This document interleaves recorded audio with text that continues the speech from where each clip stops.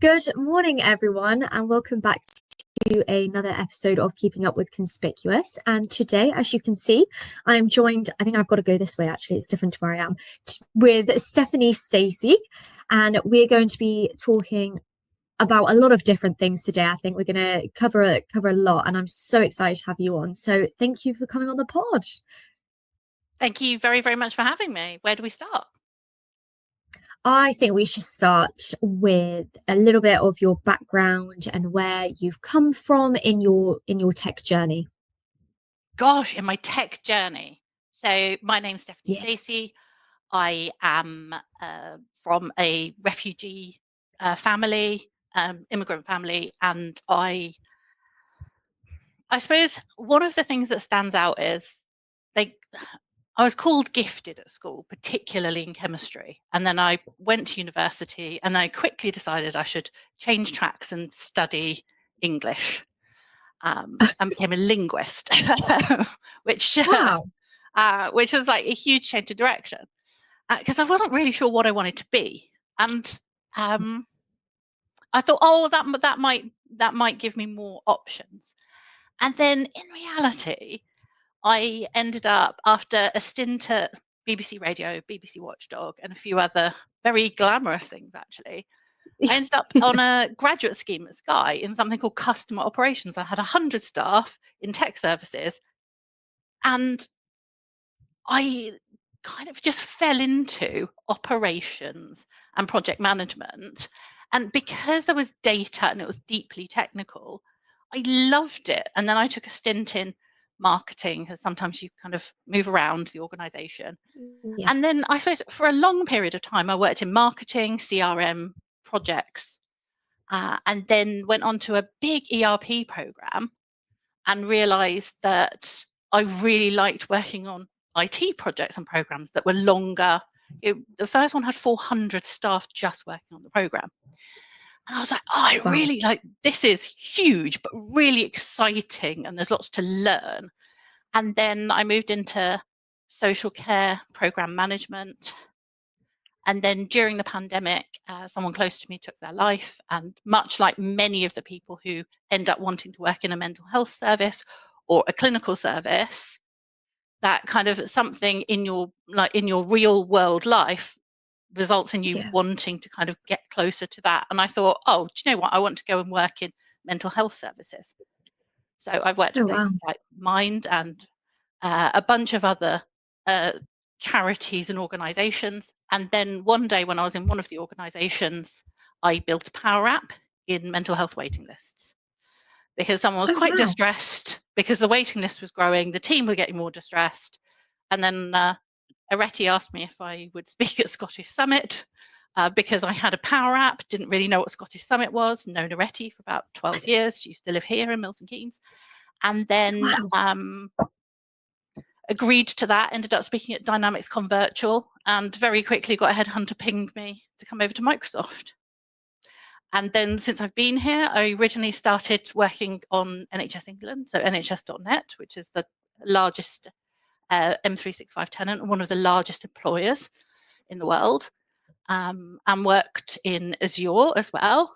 And then on some really high profile projects. And now I work on some amazing clinical research projects and AI projects in the north of England with some NHS trusts. So that's kind of how I got here. You look stunned. Yeah. Did I talk too quick? Obviously, no, not at all. Because obviously we've spoken a bit before this, and I've known more recent stuff. But just hearing, like, going all the way back, it's just really interesting to hear. And I think it's so funny because you talk to a lot of people, and you always get told like you should figure it out from the age of picking your GCSEs of like where you're going to be, what you're going to do. That is the biggest load of bull I've ever heard in my life. And yeah, just talking to you and knowing like you go down one route and then you're like, oh, actually that sparks a bit of my interest. It's still linked. And then you sort of, you can just go in your own direction with it really. And to end up working for Microsoft is absolutely, just amazing. Like just being able to see, like probably look back on your career, you should be quite proud of yourself, I think. Good, thank you. Quite proud. I'll work on getting to the stage where I'm very proud then. I think the challenge is that the jobs that we're doing now, not all of them existed 20 years ago, more than that when I was at school. This is a Yeah. long time. And the reality is that things are getting faster, especially in the technology space. I was not, like most people who will come on here, somebody that had a computer as a child. I didn't have that. That wasn't a privilege I had. Yeah. And I get that people who are younger, that's not such a novel thing now to have kind of grown up in that digital age. And some people in my generation had a level of privilege whereby somehow, somewhere, they got access to a computer when they were young. I just didn't have that. I had no awareness. Yeah. Although I had a deep interest in STEM and very comfortable in chemistry and physics and maths, I never had enough exposure to computers to think that I would ever work in a tech space. And then I think gradually over time, it's just become more accessible to me from the exposure that I've had. Yeah. And I suppose one of the things that's interesting is I love working in interdisciplinary teams. So I love that there are Yeah. brilliant people who know completely different things to me. And that's becoming way more common now in this age of agents and AI and kind of people coming together. You'll see people like Lewis Baber, originally was in that low code space, now is moving also into that M365 and that space and into pro developer space.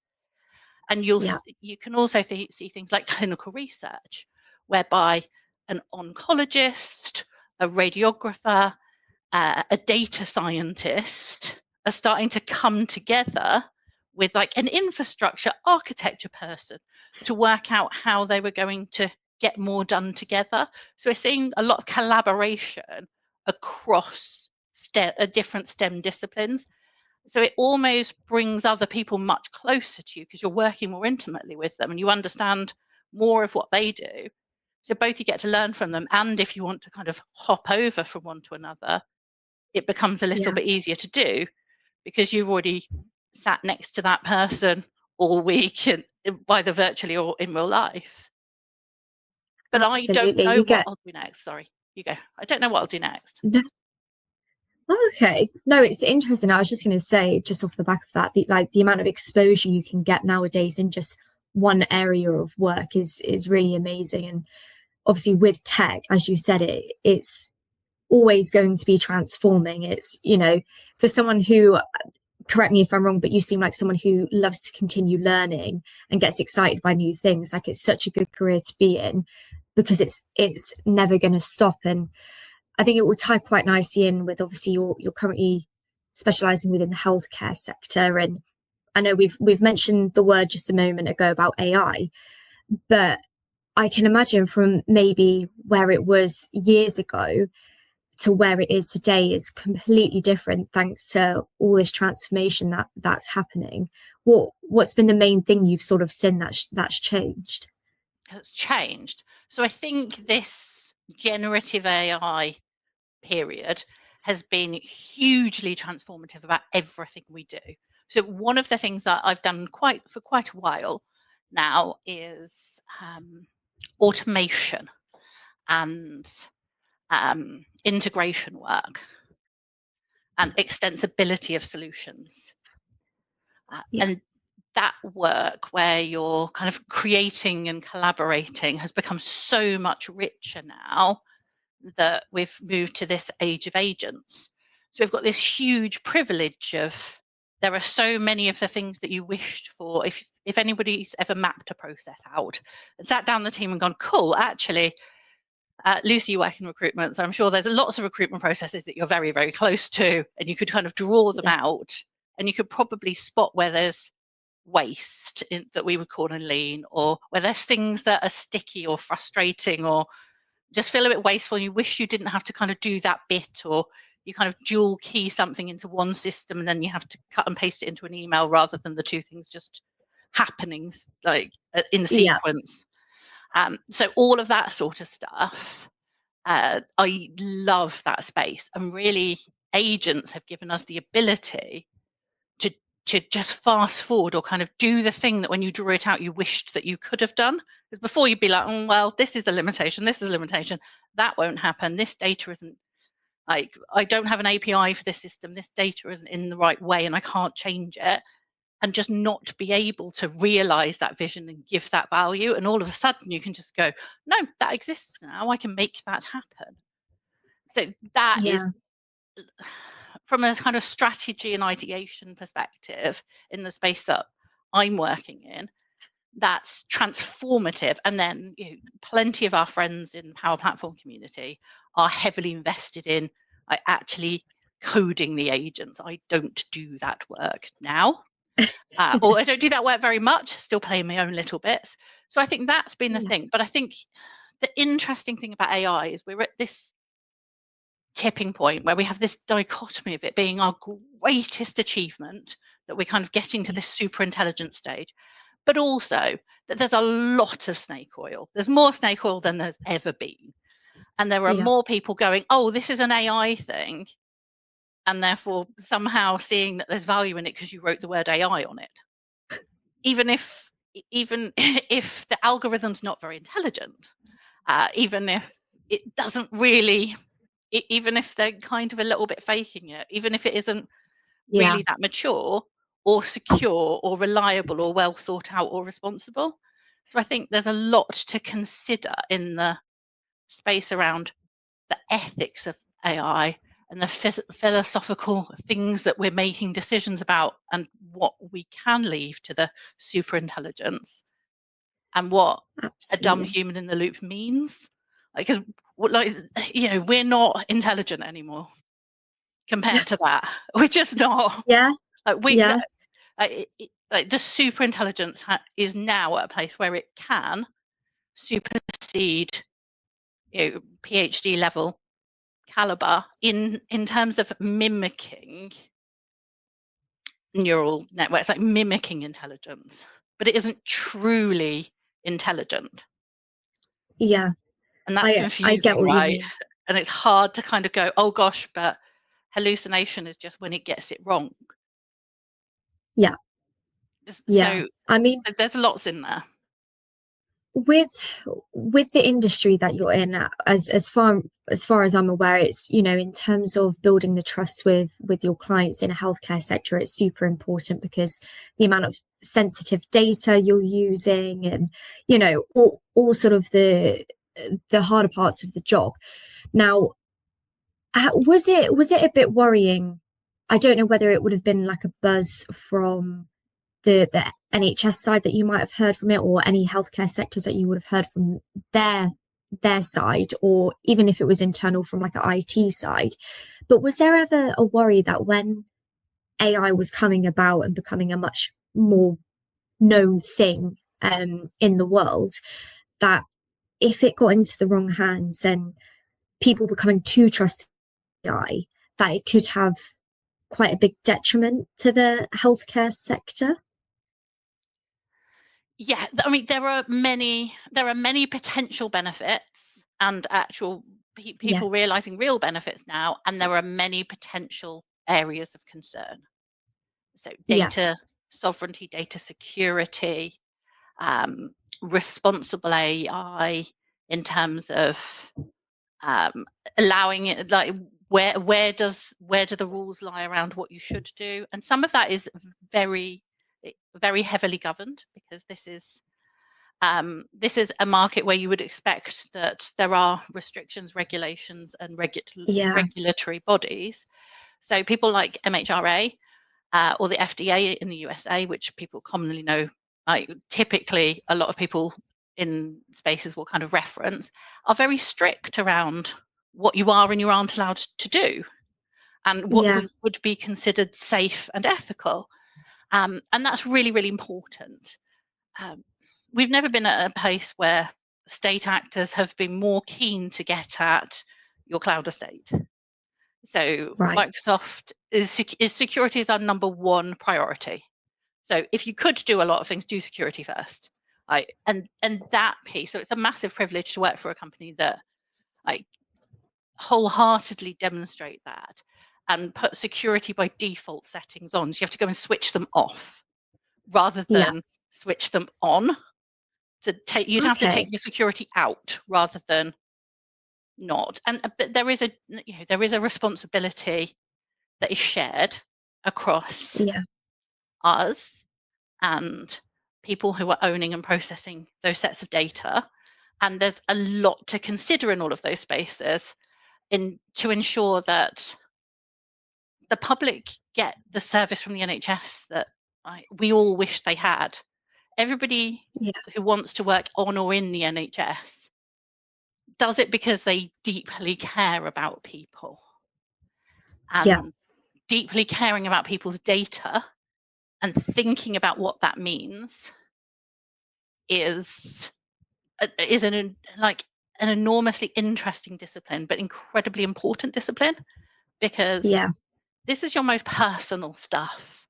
So we all take it very, very seriously, and we work in like cohorts and teams that are made up of people in Microsoft partner space, people in the customer, people in Microsoft, kind of all coming together to do these things. And it is really lovely to spend time with a group of people who we're all on different payrolls or whatever, but everybody's come together with this like central belief that we're just here to help people, and we want to make it better, and we want to make sure that we protect people, and that includes the data that sits around those people.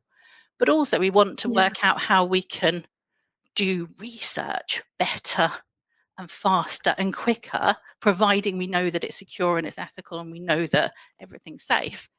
And that's a huge privilege, because AGI will accelerate clinical research by maybe 100,000 times the pace we're currently going, maybe in 5 years. Maybe Jensen at NVIDIA said 1,000,000 times in 5 years. He Oh reckons wow. we're going to go 1,000,000 times faster in research in 5 years.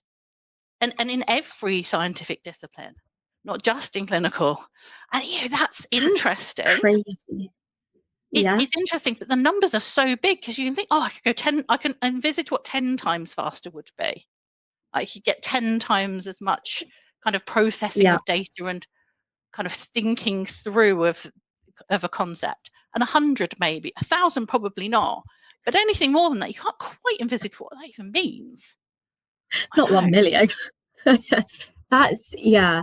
I mean, one that stunned me. I knew things were obviously going to pick up, but I didn't know how quick it would pick up. So yeah, that's interesting. But it's also just super nice to hear from someone who actually works within the healthcare sector and what it means to you as an individual. And I know it's probably, as you said, a shared thought between the cohort and everyone that works within it. But it's just, yeah, I've never sort of dived in to the healthcare sector, but it's always something I've been interested in. And obviously, we know it's been such a big topic since COVID, really. It's always been a very hot topic, but since then it's accelerated it up. So it's just, yeah, it's just really lovely to hear from your perspective how you protect that sector in a way, but still manage to do the job that you love. It's yeah, really interesting. And just you as a person, Stephanie, you come across as someone who's quite passionate about people in general. And I know within everything else that you do in your career, you also are part of Microsoft's global neurodiversity committee. It's a mouthful, isn't it? But you're part of that committee, aren't you? So, you know, if you were to tell the audience how you either got into that, what it actually is, I think that could be quite interesting to touch upon. Super. So neurodiversity at Microsoft now has 5,000 active members as part of the community, which is Wow. awesome.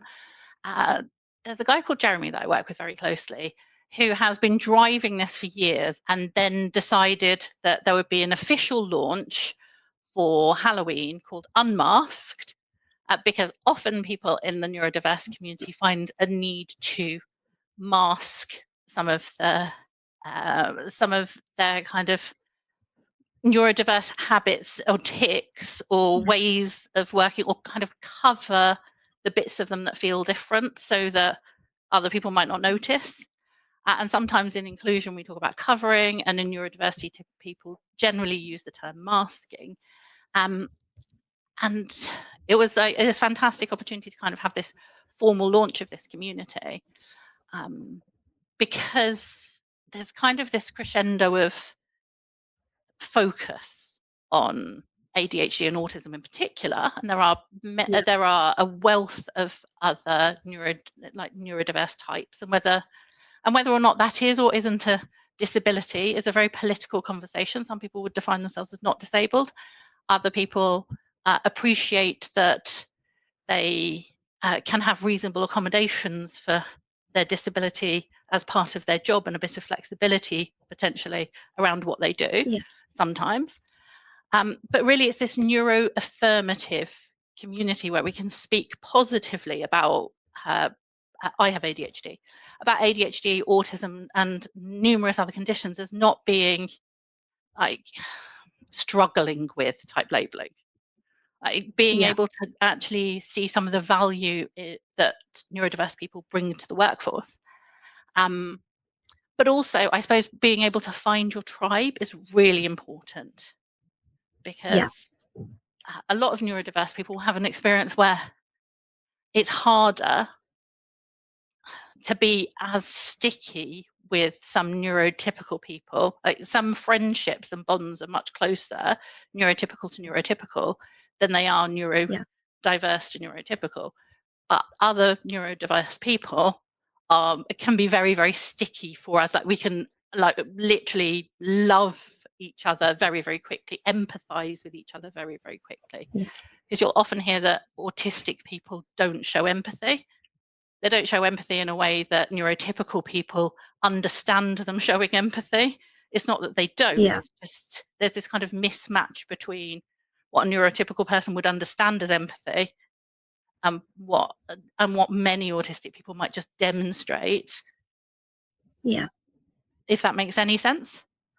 It definitely does. I mean, I've been around neurodiverse people growing up, but probably never addressed it or thought too much into it. And it wasn't until my nephew, who is now 8, if I get that wrong, sorry to my sister, but he has ADHD and autism.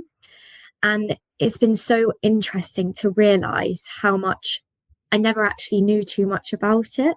And it's so easy to sort of be like, acknowledge it, but also not take the time to understand it. And I think that's like quite a key thing. And I think a lot more people nowadays, as I said, since mental health in general has become a lot more openly spoken about, which I think is great, and may that continue.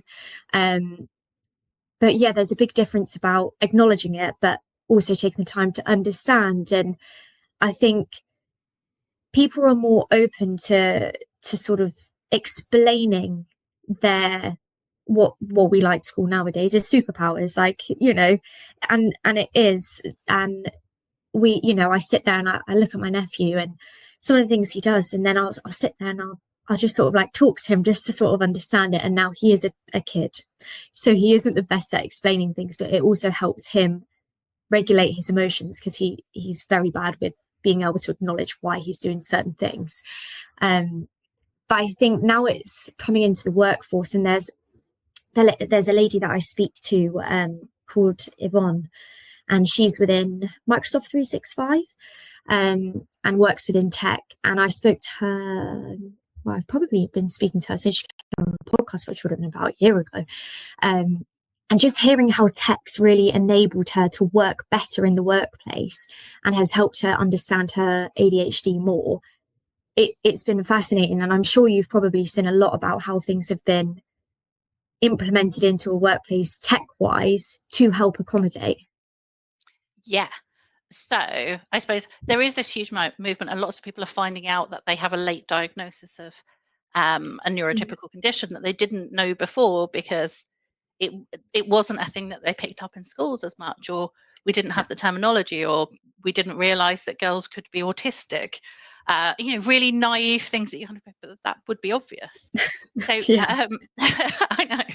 So this week I've been talking to the National Autistic Society about some programs of work that we're kicking off as part of neurodiversity at Microsoft with them, and exploring different opportunities for us to work with them and to work with UCL Computer Science in things like building out games that are useful for the occupational therapist there and some of the students there can kind of identify what some of the need is for things that they need to do, and then we can build them games that can allow them to do that. If you think about Minecraft, that was an Yeah. educational tool. It's now a very popular game.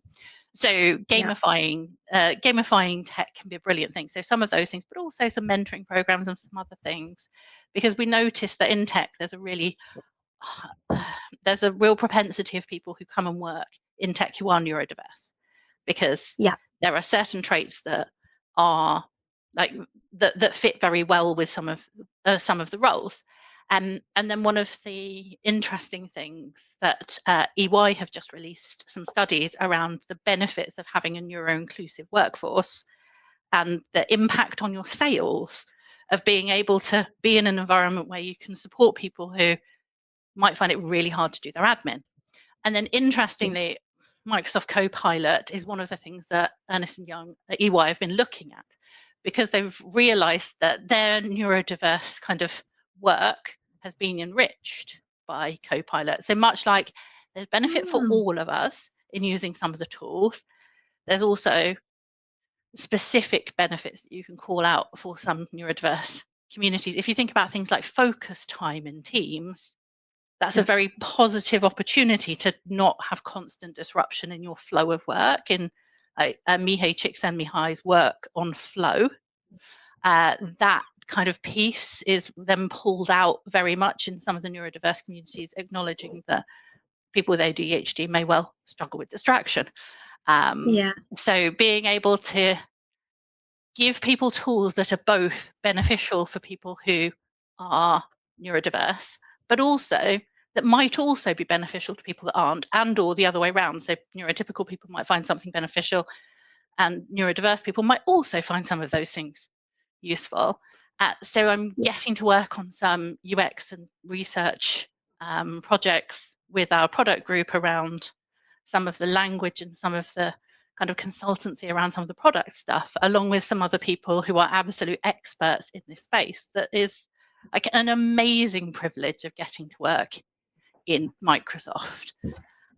Yeah. Yeah, a real privilege to work both in our customer success unit and our public sector team and make real world impact, but also have that other thing over there that is the entire Yeah. stack of the Microsoft products. Yeah. Absolutely. It's amazing. And I think Microsoft is just very inclusive. And I think that's such a big thing that a lot of tech companies nowadays are also adopting very well. Um, and obviously, we know that's one of your committees that you're part of, and hats off to you for being able to juggle all of this. But you were also, well, the founder and part of the committee of Bletchley AI. um, Yes. so we can, I know, we're sort of, I won't keep you too long, but just for those that don't know about Bletchley AI, why did you put it together, and what does it do? So I am a career switcher into tech, as are Lewis Babert, Chris Huntingford, and Leon Gordon, who kind of I was like, oh, come do this thing with me. So people from across the community, across the technology stacks, and have a user group of AI, because we are all using AI, whether you like it Yeah, or not, whether you know about it or not. Like, you go onto your you are. banking app, and there's an AI agent chatting to you. So you're Yeah, using AI even if you're not consciously using AI. So the breadth of people who are interested in this topic, and people who aren't quite at the stage where they deeply understand some of this piece, right up to machine learning people who've been doing this for a really long time.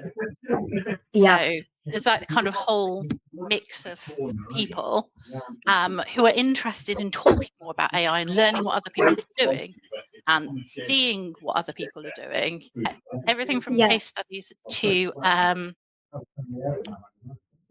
demos to kind of ideation and strategy stuff across the Microsoft entire stack and across everything else that's happening in the space, we do in Bletchley, and it's kind of just for everybody and anybody, a very consciously inclusive group where we kind of meet for free in Bletchley, and it's become quite sticky and interesting. Yeah, absolutely. And how often do you run them now? Because I think they've picked up frequency, have they? So no, we've always been monthly. So we've always been monthly. It's just there's more attention on it all of a sudden because there's been growth with the anniversary of the Bletchley Agreement. There was Milton Keynes AI Festival, which drew a lot of attention to it. And then we started selling out. And then obviously there was a community award for the group in Microsoft Community recently. So I think there's just more attention around the monthly meetings and more interest, activity, and I hope social noise around it, so more people kind of feel part of it. Absolutely. Well, I definitely see more about it on LinkedIn, etc. That's probably why I thought the frequency had gone up. But as you said, a good buzz around it. And it's pretty cool that in this community that people like yourself and, you know, like Andrew Bibby, who set up these communities, they see sort of like where that need is and what they can offer to a big community. And you take it upon yourselves out of your own personal work hours to do that for other people, which is fab. And for people like ourselves, like me, who want to go to a community because they want to learn, because I didn't have a clue about any of the tech, and now I'm like, well, that's quite interesting. It's nice to have those opportunities around so much in the community. So thank you to you and your team for setting it up. And you know, you'll have to follow Stephanie and follow Bletchley AI to see when their next meetup is. But I just wanted to say thank you so much for coming on. It's actually been so lovely to speak with you and learn more about your journey, more about what you put into this community, because you wear a lot of different hats, and it's lovely to see what you can do. So thank you. Thank you so much, Lucy. Speak soon. No worries. Oh, actually, Steph, sorry. I actually nearly finished without asking the final question then. What's the final question? We've got the final question. And it can't be working in Homebase as a Dulux girl, unfortunately. But if you were not to be working in tech, what would your job be? If I was not to be working in tech, what would my job be?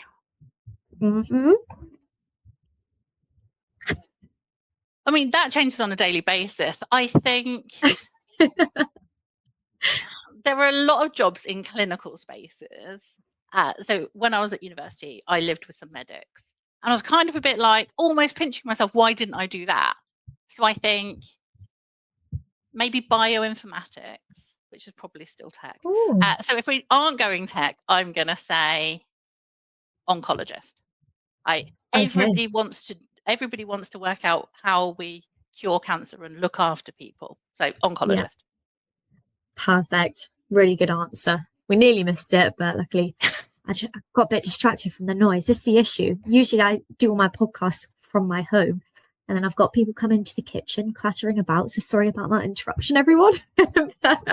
Once again, thank you so much. If anyone has any questions, I know you've got a lot of fans in the comments saying hello, a lot of great faces. But if there's any questions or anything you want answering, please just drop a comment and we'll get back to them.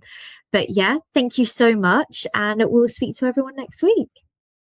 Bye.